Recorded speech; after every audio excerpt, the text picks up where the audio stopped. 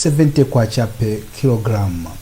Malawi Law Society says Corrupt Practices Act is silent over failure by Parliament to confirm an appointee chief for the ACB. And the sodomy cases leveled against a Dutch national, Wim Angster, has been certified for constitutional review by the Chief Justice. We have these and other stories. Please do stay with us.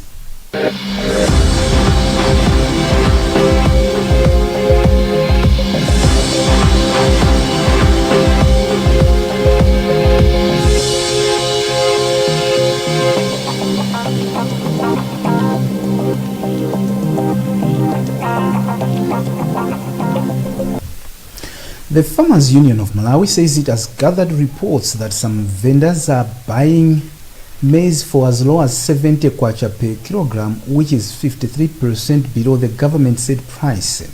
The union's president, Frighton Njolomole, has since called on government to take quick action and protect the farmers. Matthews Kasanda has the details.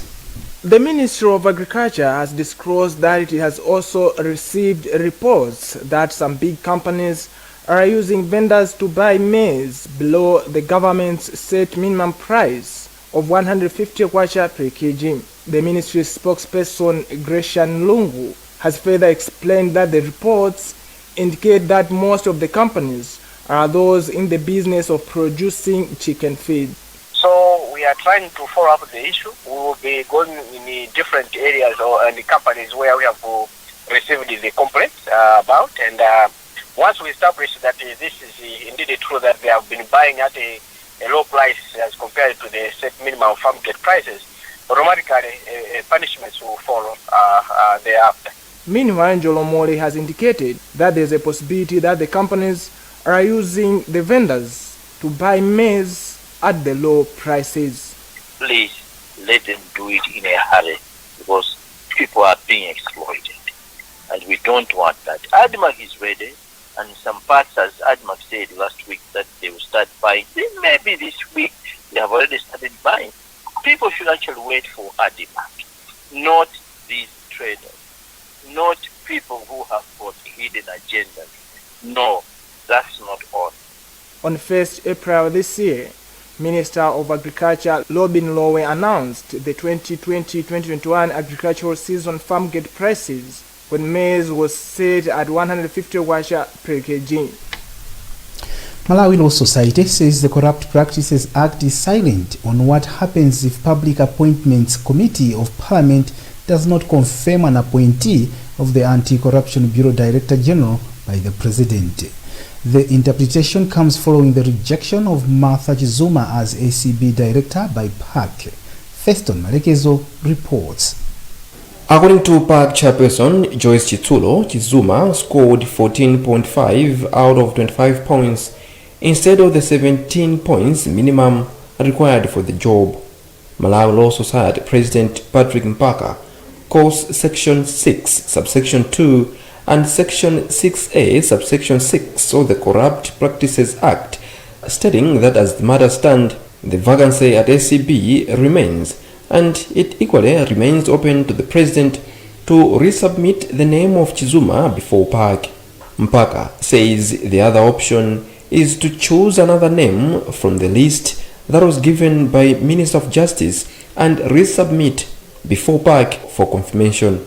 The other two candidates were private practice lawyer Wellington Kazembe and retired Justice of Appeal Anthony Gamanga. According to Malawi Law Society, the other option is to have the whole process started all over again to generate fresh names from which to appoint and submit before PAC. The society has, however, asked all holders of political office, including PAC, to operate transparently. On Wednesday, President Lazarus Chakwera criticized PAC for rejecting Chizuma as ACB Director General, asking Parliament to reconsider the position. According to Chakwera, the move by the committee is detrimental to the quest for public accountability, calling on the House to put political and personal interests aside. Apparently, the House passed a motion that pushes PAC to report back to Parliament reasons behind the rejection of Chizuma, whose performance as ombudsman made her a favorite to many. The sodomy cases leveled against the Dutch national Wim Angster has been certified for constitutional review by the Chief Justice, a development that has worried civil society organizations.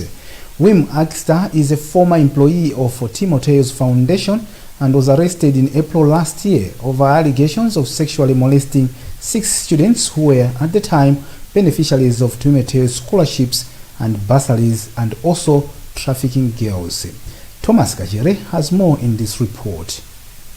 The development has come after a lawyer of the accused, Victor Chipeta, raised preliminary objection in the case that challenged constitutionality of the sections under which Angster was charged, and that the then Chief Resident Magistrate sustained the said preliminary objection and referred the matter to Chief Justice for certification. It has transpired that the Chief Justice has certified the case for constitutional review. This has not gone down well with the civil society organizations who feel it will only delay justice. But on Wednesday, after engaging Limbe police and stormed the court as part of follow-ups on the case files, team leader of the civil society organizations, Caleb Ngombo, said the development is a setback in search for justice within reasonable time. The accused person, Kim Angster, is still interacting with children, okay, and these are the Malawian children. We have also discovered that he has registered a school which is still giving him access to interact with the children. And as civil society organizations, we are worried, very, very worried, because these kids are at risk. Kim Angster is answering charges of sodomy, battery, and trafficking, and yet he's still interacting with the kids on the ground. He's a huge risk to a huge danger to our children, because in all senses it must be known that Kim Angster is a pedophile. Okay, so a pedophile is somebody whose sexual orientation is for children, and under the laws that is prohibited. Last week, Public Relations Officer for Eye of the Child asked the Office of the Director of Public Prosecution, DPP, to intervene. It was the Office of the Ombudsman that launched an inquiry into the case after receiving reports that the case files had gone missing at the court. Now, the Lilongwe City Council has demolished a statue that was built by Beautify Malawi Trust BIM at Parliament Building in Lilongwe.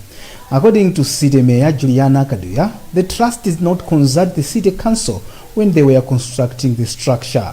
Wezi Gausi with the story. Kaduya says residents of the city have been asking the council to explain as to what the structure meant, but they could not give answers, hence they have resolved to demolish it. She further says the council has given contracts to various people to man roundabouts in the city, and that place has been given to someone who has different plans than what was there. We are demolishing this structure because we don't even know the meaning of this structure anyway. We don't even know the name. And the residents, even the visitors, the tourists, even people who come out from Lilongwe City, those people who are visiting the city, they are even questioning us that what is this thing. So after the outcry of the people, we have thought of removing this thing. One of the city's residents, Robert Mangwiro, says the structure was an insult to Lilongwe in Malawi as it had no meaning. I wish there was something that you could relate to with our society, with our country, maybe the heroes that have gone before us who have done great things here in Malawi. But looking at this thing here, the statue here, you could not describe it in any way. They didn't even put any signage to say, okay, this is what we are trying to do or portraying to Malawians. So I am very happy that even the local government instructed the Lilongwe City Council bring this thing down because it had no meaning to us. The structure was constructed by BIM around the year 2016-2017 to beautify the Lilongwe city. The Ministry of Environment and Natural Resources has assured tourism players in the country that Lake Malawi Heritage Site at Nkudzi Bay in Mangochi will be protected. Southern Region Water Board will be implementing a water project once feasibility study are done at the site. Some environmentalists and tourism players have expressed concern that the site is at risk of losing its glory following the project. More in this report by Justin Mkweo. Speaking during a tour to the project, Secretary for Forestry and Natural Resources, Yanira Ntupanyama, said the study on the protection of the site is at an advanced stage. She adds that there have been similar water projects by different water boards and means of protecting the environment have always been followed. It's a very important project as far as I'm concerned because it's going to provide water, but environmental social impact assessment need to be done for us to protect the environment. Such other relevant projects have also been done before. There's a tank that has been built in Monkey Bay in the national park, and the only thing is that with that tank they followed all the EIA processes, the environmental social impact processes. The project will involve construction of a tank at Nkhani Bay Mountain, which will supply water to some parts of Mangochi by gravitational force. Currently, a screening report, which include issues of national park, will be submitted to SRWB, who will submit it to the consultant who was doing the social impact assessment. The consultant will then submit to Malawi Environmental Protection Agency, who will review it and do a public consultation and make a decision on the commencement of the project. One of the residents, Catherine Kadango from Manyama Village Traditional Authority Nankumba in the area, asked authorities to expedite the project because they are currently exposed to waterborne diseases due to unsafe water.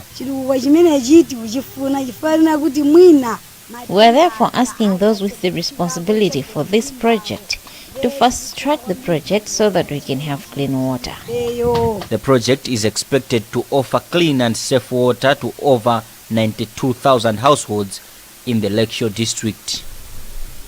Some Muslims in the country have held prayers to mark the end of the holy month of Ramadan, but the Muslim Association of Malawi maintains that the celebrations will be held on Friday.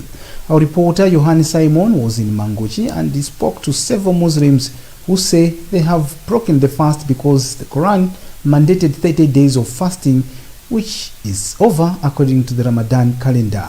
But Muslim Association of Malawi Public Relations Officer Sheikh Dinala Chablika has told our reporter Gali Samati that the prayers will be held on Friday. Meanwhile, the government has said the Eid ul-Fitr holiday will be observed on Monday. Youth in Mzuzu have summoned Minister of Youth Ulemu Msungama on delays to construct a youth center in the city. The youth under Mzuzu Youth Association allege that since 2010, the government has been allocating money towards the Mzuzu Youth Center project, but construction is yet to start. Sam Kalimina has more in this report read by Feston Maligezo. Mzuzu Youth Coordinator Francis Chirambo threatens unspecified action if the minister would ignore their calls. Chirambo says during their recent meeting with Msungama on the same issue, the minister promised that the project will commence between March and April this year. What we know is if the contractor has been vetted by the government contracting unit, the PPDA and the Ministry of Justice, that means he has qualified. So why not giving him the contract to sign? Why delaying that when the bidder was successful? But in his reaction, Sungama says he is ready to face the youth and furnish them with details pertaining to the construction of the 19 Pionkwaja Mzuzu Youth Center. Sungama says the project will likely start in June this year by Instant Construction Limited, citing they have already finalized contractual agreement. Ironically, earlier this year, the same contractor was stopped from starting works on the project over what the minister termed as lack of capacity. The Mzuzu Youth Center has become a white elephant, having underwent over 3 groundbreaking ceremonies in 2015, 16, and 2018. You're watching news at 8 on Times Television, TTV, and Times 360 Malawi Facebook page. We'll be back after this short break.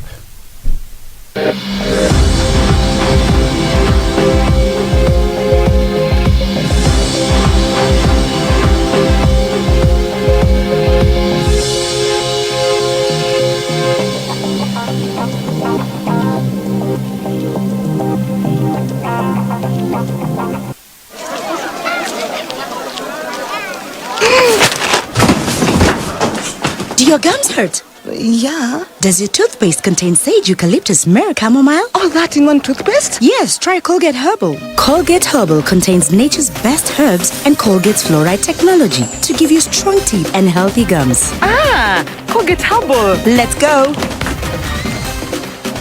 Colgate Herbal for strong teeth and healthy gums naturally.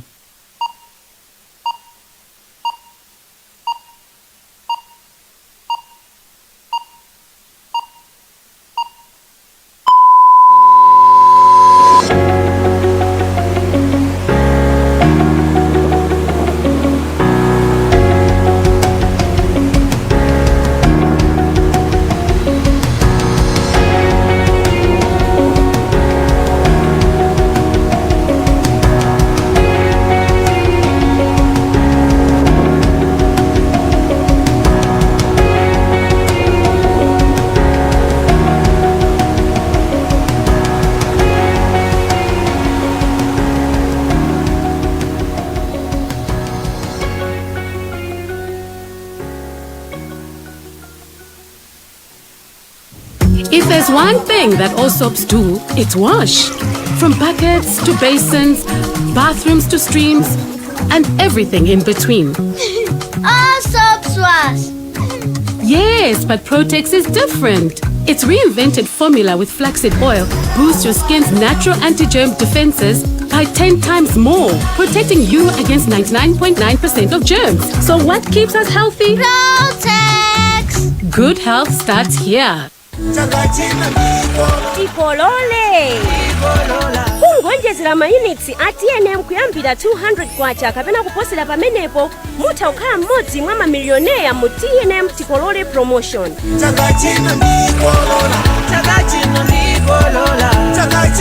Koma mukaonjezera mayunits ndi 100 kwacha kapena kuposerapo mudzilandira mabonus oyimbira foni, SMS kapena data pompo.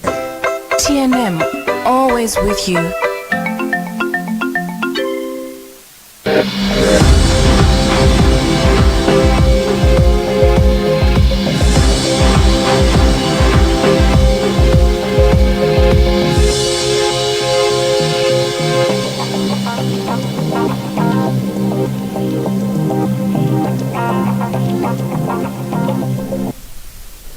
Welcome back. You're watching News at 8 on Times Television, TTV, and Times 360 Malawi Facebook page. Limited power generation is affecting implementation of the Malawi Rural Electrification Program, MAREP, according to the Ministry of Energy. As Wezi Gausu reports, officials say some parts of the country have been heavily affected. In a press statement released on Thursday, the ministry, however, says government is committed to improving the life of the population in rural areas by providing electricity. Minister of Energy Newton Kambala said the ministry would find a lasting solution to the problem. He, however, says the program under Phase 3 developed Wovi hydropower station along Wovi River in Kalonga, the station which contributes 4.5 megawatts to the national grid. According to the statement, currently about 1,227 sites have been reached with electricity in the rural communities in all phases. Recently, the Minister of Energy said they were committed to help energy sector by investing more in solar power systems as to reduce electricity power blackouts. Solar power has been singled out to beef up energy sector in the country. Government has released funds for the recruitment of about 200 interns at the National Registration Bureau, NRB. Homeland Security Minister Richard Chimwendo Banda disclosed this when he toured the Bureau's offices in Blantyre. Gali Samati with the details. According to Minister of Homeland Security Richard Chimwendo Banda, the development will assist the Bureau to renew national identity cards for Malawians by taking the service to their communities and wards.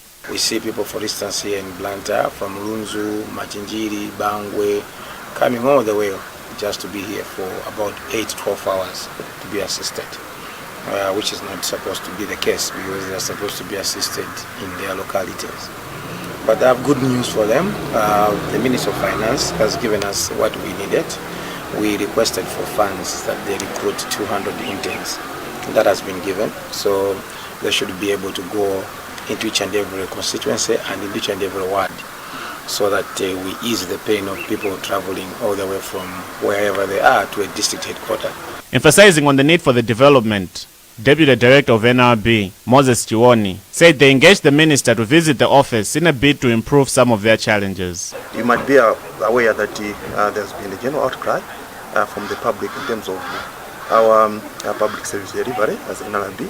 So we've been engaging the minister, telling him what our problems, our challenges are that we're facing. So he agreed to come just to appreciate, to see these challenges for himself. At least 3 million national identity cards are expiring this year. At the moment, only 100,000 have been renewed. Malawi Girl Guides Association has said COVID-19 has had disastrous effects on education in the country. The association's vice president Esime Tembenu made the remarks during a handover of personal protective equipment to some primary schools in Mulanje. The donation is part of the association's COVID-19 emergency response in school project. Tembenu explains. As you might be aware, Malawi Girl Guides Association is the largest movement in Malawi that is geared to protecting and preventing girls and young women from COVID-19. And this movement is representing the 51% population of adolescents. As you are aware that the population of Malawi has 51% women and young women and girls. So for over 20 years, Malawi Girl Guides Association has been transforming the lives of young girls and young women. So we really appreciate the donor, Christian Aid in Malawi, which have come to our rescue, because without them we wouldn't have been here. And Handford Katuli is Mulanje District Education Desk Officer for Basic Education. These items are very helpful to us as education, more especially to the learner who is at school. You know, as a district, we have got problems to purchase PPE to our learners and teachers. Though sometimes we try here and there to do this, but we cannot manage it fully. COVID-19 has brought a very big negative impact to education in all zones, not only this zone. But for Limboli, I think it has been very high because the rate of dropout has been very high too. You know, with the coming of the pandemic, we have been closing school here and there because of the pandemic. And most of the learners, when they go to the villages, they were impregnated, some lost interest in school. Commissioner of Police for Southwest Region, Elobiam Banda, engaged various stakeholders to share his vision concerning security issues. Speaking at a function that took place at Blantyre Lodge on Wednesday, the commissioner said to date, citizens are mostly involved in policing activities as the eyes and ears of the police by providing sources so that we can maintain our security well. In the police domain, there has been more and more attention to the large potential of citizen capital in fighting crime and creating safer neighborhoods. And that's the news for now, but before we go, the headlines again. The Farmers Union of Malawi warns that some vendors are ripping off farmers by buying maize for as low as 70 kwacha per kilogram. Malawi Law Society says Corrupt Practices Act is silent over failure by Parliament to confirm an appointee chief for ACB. The sodomy case leveled against the Dutch national Kim Akinster has been certified for constitutional review by Chief Justice. You've been with me, Wonder Msisia. You can get more on this and other stories by visiting our website www.times.mw, liking our Facebook page Times360 Malawi, and following us on Twitter at Times360 Malawi. Remember to wash your hands regularly, observe social and physical distance, and mask up. Please stay safe. Continue watching the rest of the programs. Good evening. you.